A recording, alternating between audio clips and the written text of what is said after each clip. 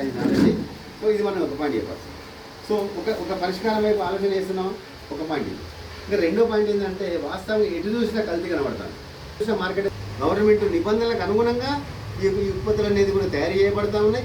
తయారు చేసినటువంటి ఆ ఉత్పత్తుల్ని కూడా వ్యాపార చట్టానికి అనుగుణంగా స్టోర్కి రాబడుతున్నాయి. దీనికి సంబంధించినటువంటి ఫుడ్ లైసెన్స్. మూడో హెల్త్ బెనిఫిట్ ఏంటంటే ప్రతి ఒక్క వ్యక్తి తినేటువంటి ఆహారం పట్ల అవగాహన కల్పిస్తూ పోషకాల లోపాన్ని నివారిస్తూ మన దగ్గర దొరికే ఉత్పత్తులు, వంట నూనె దగ్గర నుంచి అనేక ఉత్పత్తులు కూడా పోషకాలతో కూడినటువంటి ఉత్పత్తులు, అంటే సారం ఉన్నటువంటి ఉత్పత్తులు.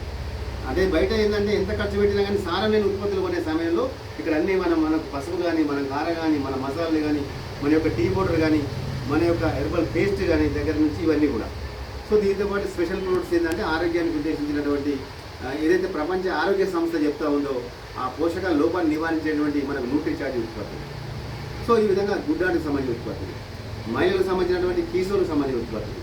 సో ఇవన్నీ ఉత్పత్తులకు సంబంధించినటువంటి అవగాహన కల్పిస్తూ వారు మంచి ఆహారాన్ని తినే విధంగా మనం ప్రేరేపిస్తూ బలమైనటువంటి రోగ నిరోధక శక్తి ఉన్నటువంటి వ్యక్తులుగా మారుస్తూ ఆరోగ్య భారత్లో ఇది ఒక కీలకమైన ఘట్టం.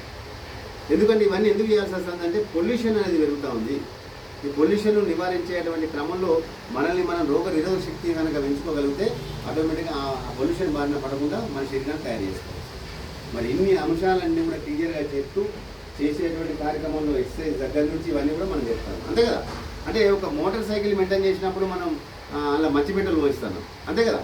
అదే సేమ్ టైంలో మనలో ఉన్నటువంటి మనం పనిచేయడానికి కావాల్సినటువంటి మరి దీనికి తీసుకునేటువంటి ఆహారం కూడా కల్తీ లేకుండా ఉండేటువంటి క్రమంలో ఆర్సీఎం గొప్ప ముందరిగేసింది. మరి 25 సంవత్సరాల సుదీర్ఘ ప్రయాణం తర్వాత మనం ఇప్పుడు వీడియో క్లిప్పింగ్ ద్వారా అనేక మంది రాజకీయ ప్రముఖులు కానీ, క్రీడాకారులు కానీ, సినిమా యాక్టర్స్ కానీ అనేక మంది ప్రముఖులు కూడా ముక్త కంఠంతో చెప్తున్నటువంటి మాట ఏంటంటే టీసీఆర్ చేస్తున్నటువంటి పని చాలా గొప్పగా ఉన్నది. అందరూ కూడా ఇలా మమేకం కావాలి.